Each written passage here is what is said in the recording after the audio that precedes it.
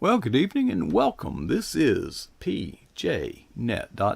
I'm Coach Prasick, and it is twice a month we do this. We talk to Dale Didway wherever he might be found, and we never know where that'll be. But yes, he is standing by. He always, no matter where he is, except the one time that he was in the hospital, or he was in an ambulance actually, texting me saying, "Hey, I can't make it." Anyway, Dale, I'm glad. Well, Dale, we had a close call that night. If you remember, you were having a rough time. So you're not in your office. I presume you're at a Hilton flag hotel somewhere in the state Yeah, of. I'm in West Virginia, close to Virginia. So, in fact, I was in Virginia some today for a little bit, but I'm in southern West Virginia part. It's really cold outside tonight. It's snowing and sleeting. So, Oh yeah. driving some of that. Yeah. Well, I guess it's coming our way because it tried to rain today, and that's usually indicative of cold weather behind it, and we look forward to that. But we talked about this last time, but it's getting closer now. You, well, one, you've got several books coming out. Let's go there first. Auburn, Auburn Mm-hmm. Devotions. Now it's got a companion book, kinda, Right. Yeah. but this is not exactly a new book, but it is and it isn't. To explain it. Yeah, it is and it isn't. It is kind of a new book, but it's not. A similar book was launched a couple of years ago during COVID. Didn't really do really well because of that reasons, and the publisher didn't really like the covers. So came up with new covers and a little bit of changes here and there, and launched the Auburn devotions along with the Alabama devotions, and then Florida State and Florida, which released last Last week. week. Released last week. So yeah, so those are all released. So two of them are new, and two of them are kind of new. Yeah, they're being reborn, so to speak, and so Yeah. that so in 1 minute, Auburn devotions. Why, if you're an Auburn fan, what's in this book that you need to know? Oh, a lot of great stories about some of the great Auburn players. Uh, your Bo Jacksons, and just some great moments from from Auburn about the oak trees that Alabama fans poisoned, and just um, just a bunch of fun stuff about the Auburn football program, and when they won the national title, and just you'll relive some great moments. A lot of Bo Jackson when he met Deion Sanders first time he played against Bo Jackson, and great moments there, and you'll get some inspiration from it. And it also, if you hate Alabama, you want to get this, because a lot of the Iron Bowl rivalries. When I won't get into specifics, but everybody remembers when they returned the field goal, the attempted field goal for the touchdown. So just things like that, just seeing the look on Nick Saban's face as the player ran right by him. So Well, and uh, and he challenged a call to get the time to kick that field goal. So the joke is, got a second? yeah, yeah, really, because he couldn't come out. Yeah, it was right. So just things like that. So it's a great look back at the Auburn program, and a lot of it's mixed in with the Iron Bowl and the clashes with Alabama. And that's why we released Auburn and Alabama at the same time. How And how did because it come to be known as the Iron Bowl? I should have researched it. I do That's know not in the that book, is it? That's, somewhere. It's somewhere in there. They all run together after a while. All the all the classics, all the rivalries. You have the Sunshine Showdown, obviously, because that's in Florida, the Sunshine State. So there's a lot of, and then they all have the classic names. The Michigan Ohio State games is just called, the rivalry game. So mm. they all have great stories behind them. So Well, let's turn the page. yeah, in Alabama Alabama. devotions. Yeah, some changes about that. The best chapter in the book on that one is about when Ohio State beat Alabama with their third string quarterback a couple years ago. That's the best chapter in that book. But that's my According to opinion. whom? Yeah, but obviously Alabama, it's rich in tradition and history of winning. That's all they do.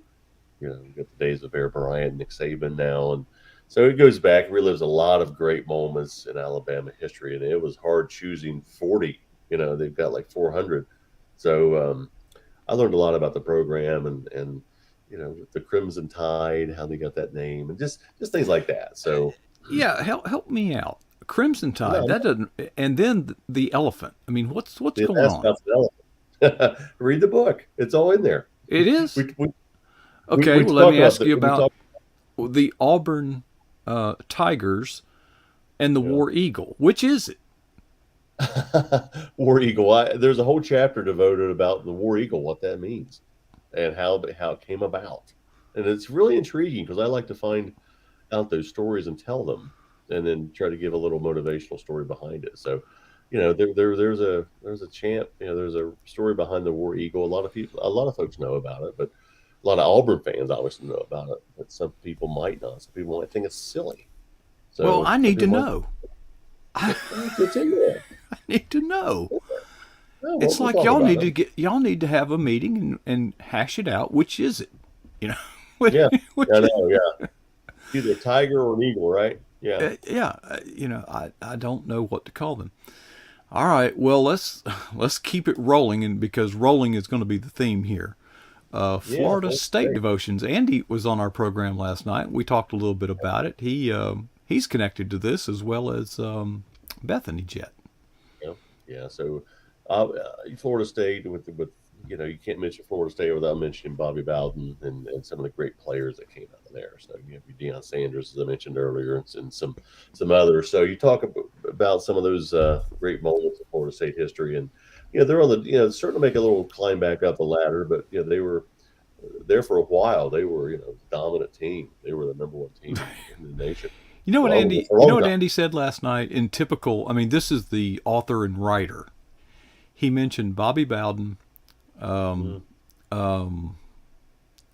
Oh darn it, Penn State. Joe Paterno.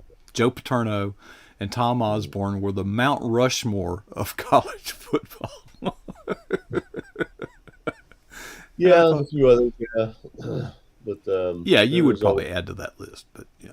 there's a couple of them there you could throw in about that. But yeah, so a lot of Florida State history about Bowden, and Bethany adds a lot to it because she went there and she is a diehard Florida State alumni. So she's very passionate about this. So we're fortunate that Bethany is able to chime in a few chapters on this, and Andy as well. You mentioned Deion Sanders. Mm. He is making, of course, he's always made a name for himself wherever he's been, but he's actually doing a darn good job at Jackson State. Yeah, there's a lot of, as always, there's always buzz, and there's a lot of Uh, recent buzz about him going up the ladder a little bit, going to a big powerhouse. But he's kind of deflecting all those questions right now. He doesn't want to answer those questions, that's and not like rightfully him. so. I know it takes attention. It's different because he doesn't. He'll the players you're getting the attention now, and he's deflecting his own attention, which is great. Yeah. You know. Before he got the nickname Primetime, it was Neon Dion. I mean, he was Yeah, that exactly. brilliant. He attracts, he gains attention, and but from what you're telling me, he's also matured a lot Yeah, because so in what's his younger days he would not have deflected those questions. in fact, I talk about one of the chapters I talk about is his last game as Seminole when he showed up wearing a tuxedo to his last game. So I was Hmm. Maybe he could that go was into it. professional wrestling if things don't work out for him. I think he's doing well coaching, and got the Aflac commercials going on with Nick Saban, so those are going great. And we ran into Dion one time, but up in Cleveland, so he was nice. So we're excited about this one, and excited about the next few weeks, what's coming down the pipe with this book, and well, with all four of them. Well, there's and we'll wrap it up. There is another team in Florida. Yeah, The water lizards, the gators. Yeah, inspiration from the swamp, and of course, obviously, you don't mention Florida without and devotions without mentioning Tebow. So there's a lot of no, there's probably 4 or 5 chapters with reference to Tebow and a couple with Urban. So going back with a lot of the history there, and Florida seems to go in waves. They're up seasons, down seasons. But the game, on Black Friday is the biggest game of the year for both schools. They really they love this game and they want to win this game. Well, Florida, the University of Florida, is struggling this year. They've had their moments, but they Yeah, certainly have not been consistent. And FSU seems to be, pouring it back on. But you never know how to predict any rivalry game, no matter what has happened. But the reason, right. Dale, the reason I wanted to bring up these 4 books is they certainly have something in common. One, you wrote them all, but beyond that, you are about to go on what I would have to describe as a whirlwind tour because you are doing book signings at both of those games. So, Yeah, we're I, excited I, about that. I mean, what's your itinerary at this point?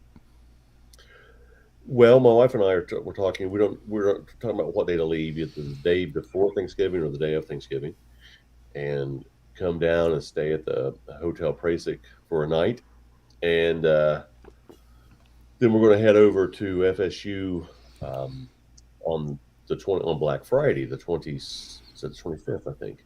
On It's the the Friday, 25th. the game's that night. It's a night game, so we're going to head over there early, and we have a signing for with Florida State at the FSU Seminole Sports Shop.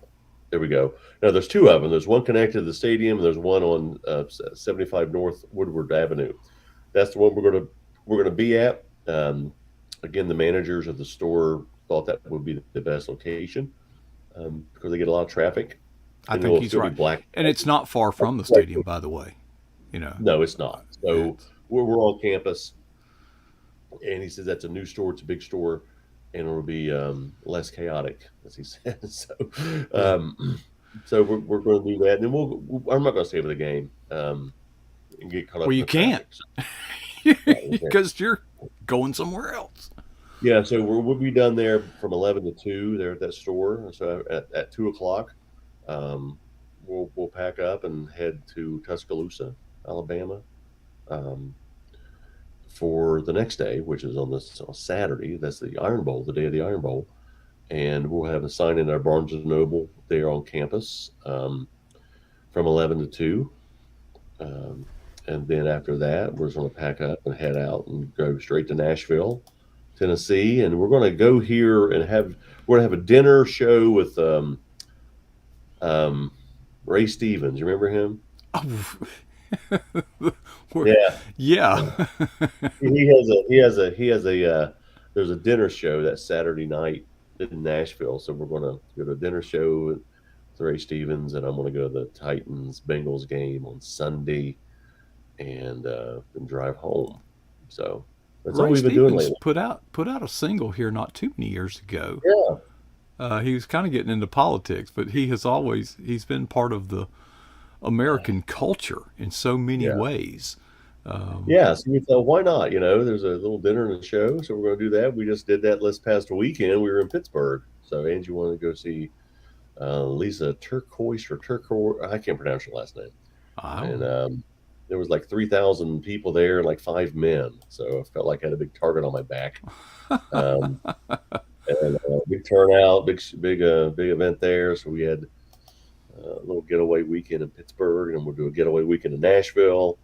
So sounds like it'll be a fun time though. If you know anybody down in Tallahassee or Tuscaloosa on Thanksgiving weekend, send them out.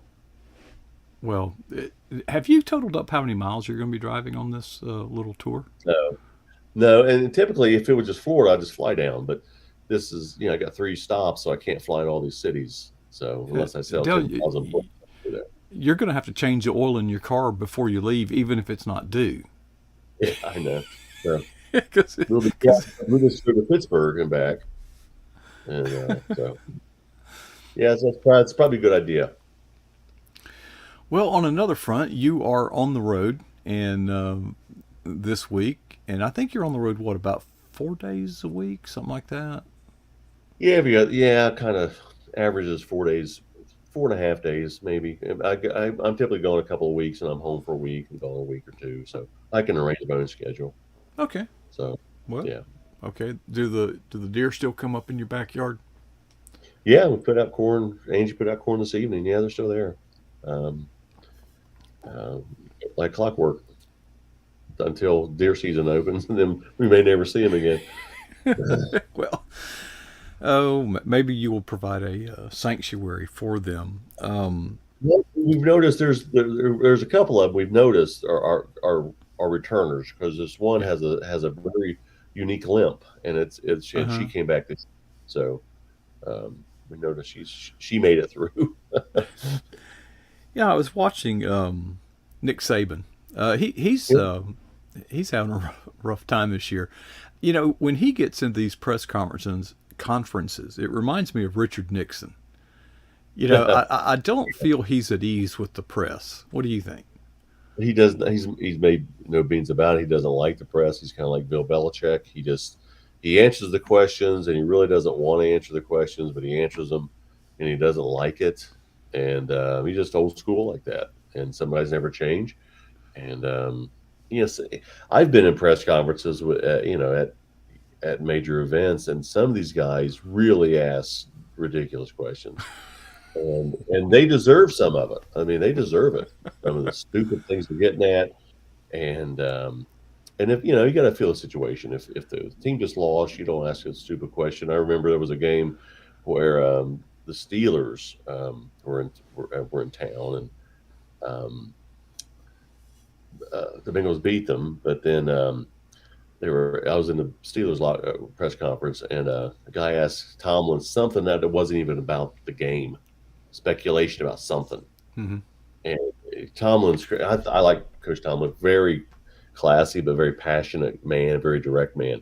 He just says, "Do you want to talk about this game? I'll talk to you about this game. Nothing else. If you want to ask me anything else, leave." And Email me. yeah, they just ask some silly questions, and but then some coaches they don't like to answer anything, so or they have canned answers. A lot of guys have canned answers. Well, yeah, You know, sometimes it doesn't matter what the question is. The answer is going to be whatever the coach wants to say. well, Um, yeah, I mean, Marvin Lewis had a standard answer for everything. He just said, "Well, we just have to get better. Well, we're just going to have to get better." And it's always said every press conference, we're just going to have to get better. So finally, somebody after a couple of years asked him, "So when you are you guys going to do better?" And it didn't go over well. It didn't go over well.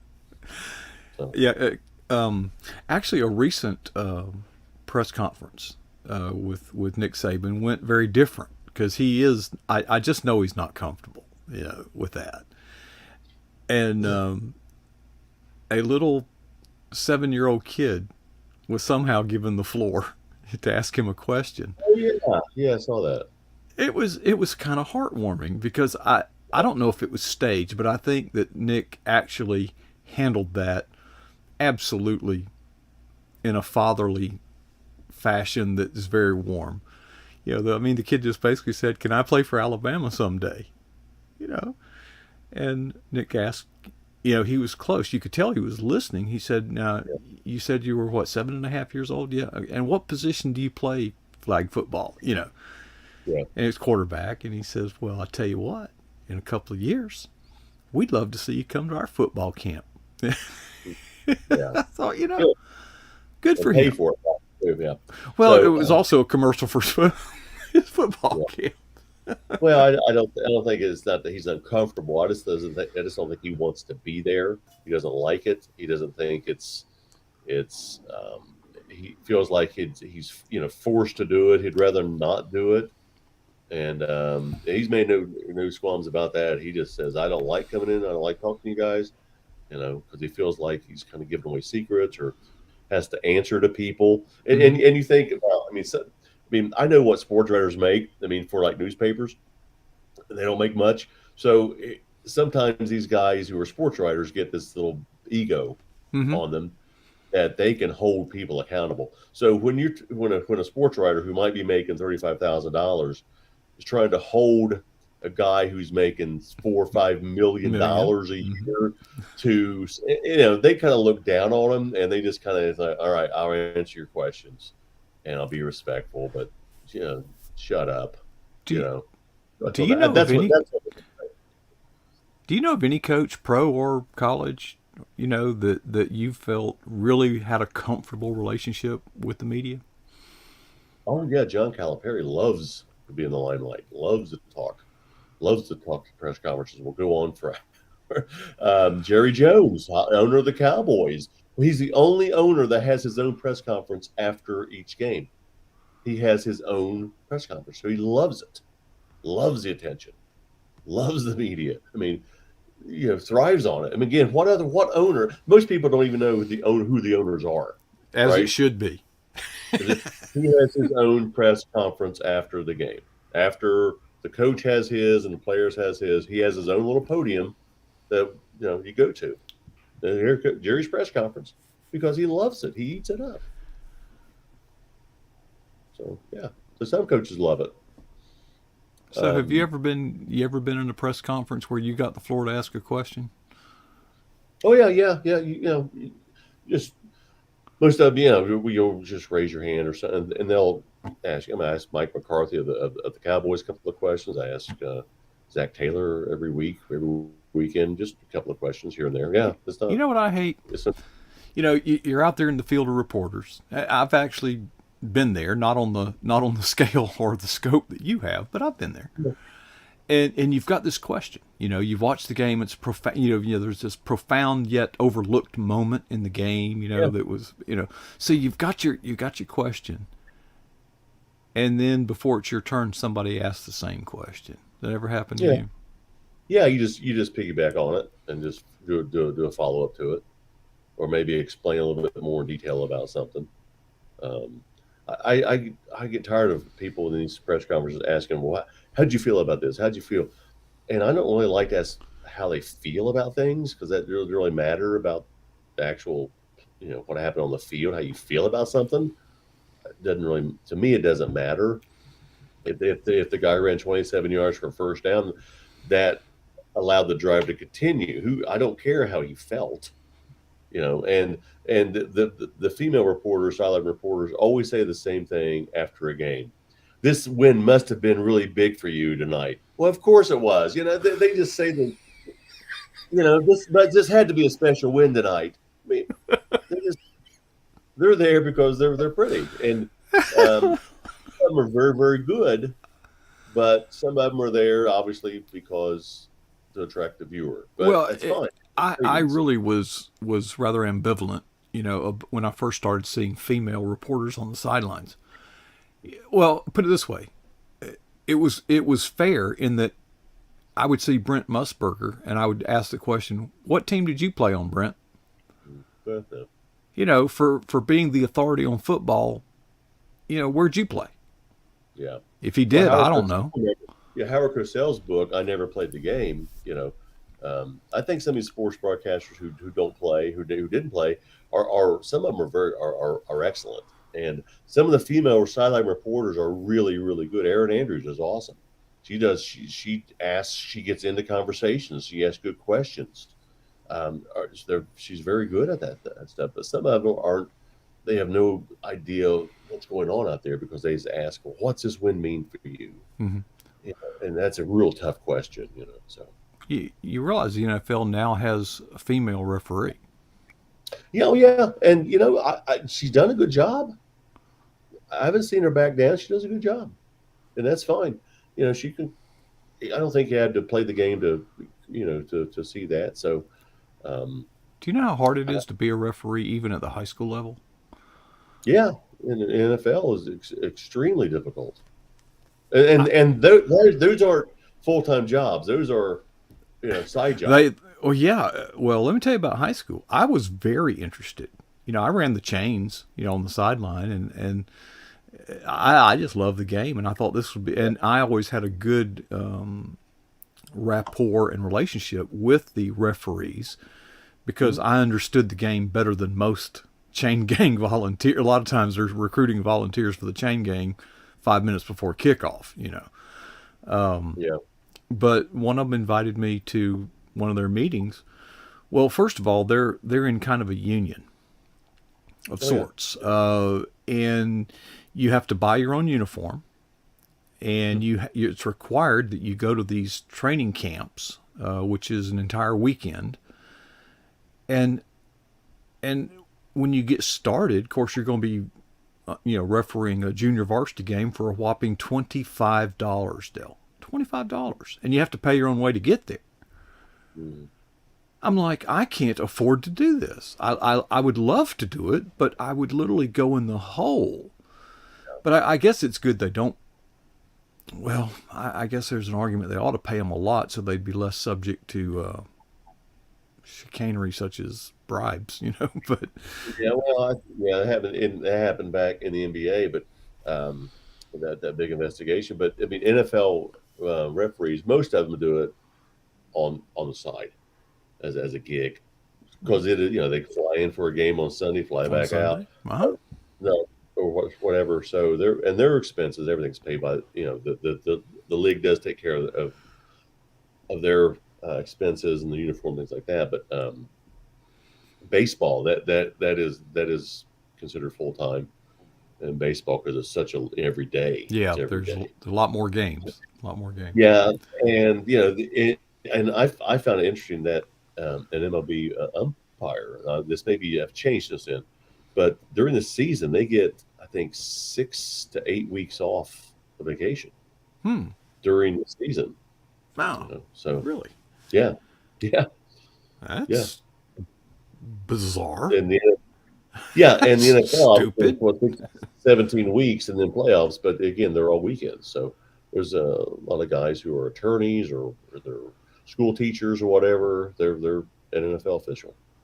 So it's kind Back of to cool. football. When do you think the firings will begin?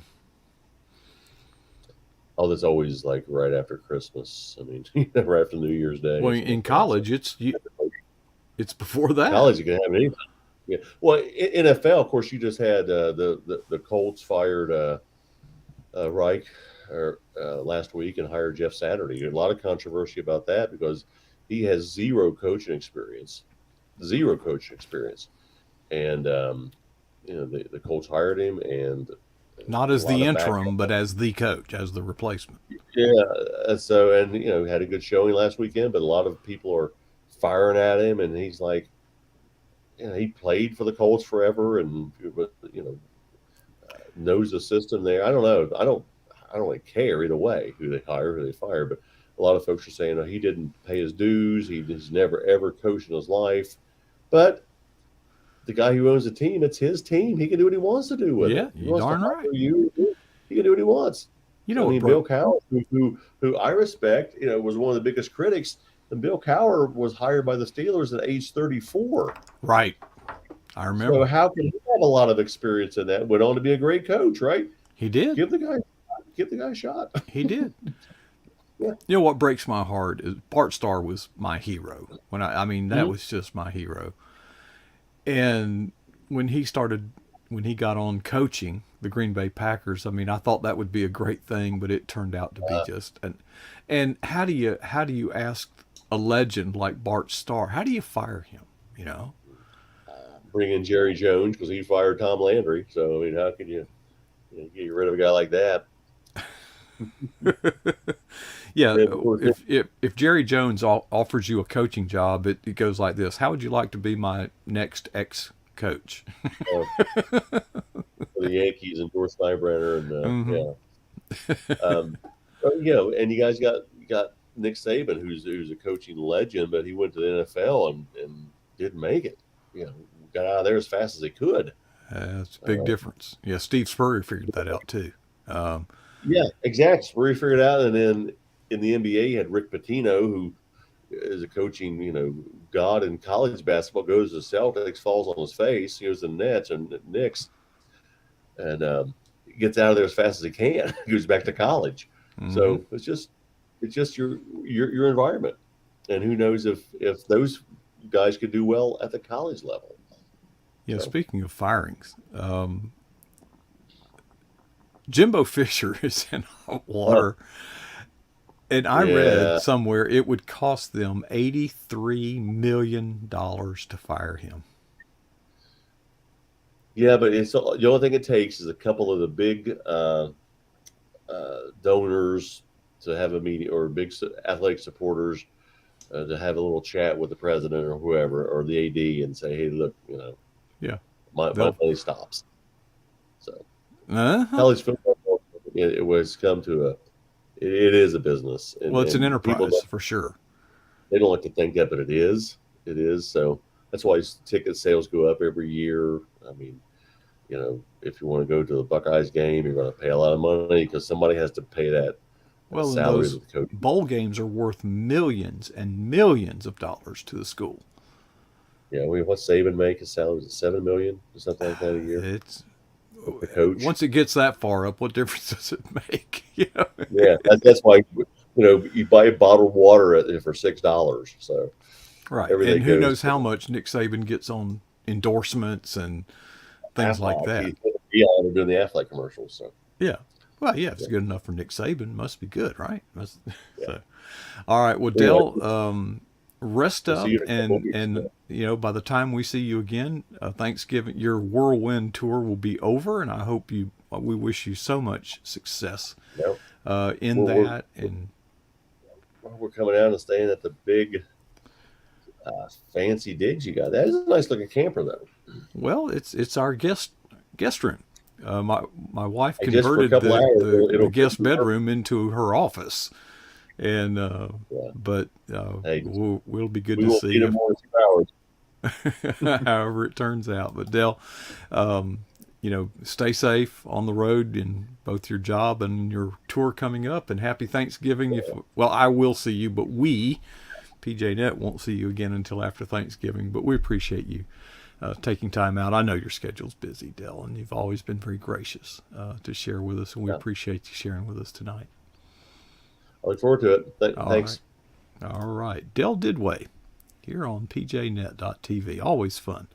Well, folks, it just doesn't get much better than this. I so enjoy speaking with, Christians from, all over, various different walks of life. And it's just been a wonderful, very rewarding night. And I hope that you have been blessed and you have been encouraged and you have been inspired with our programming tonight, where we provide a platform for everyday Christians to share their walk with Christ. Before I leave, let me challenge you by asking you to ask yourself two questions.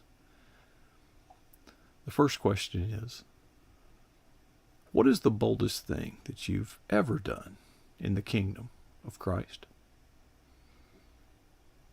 And secondly, how long ago was that? And the challenge is to never be satisfied with either answer.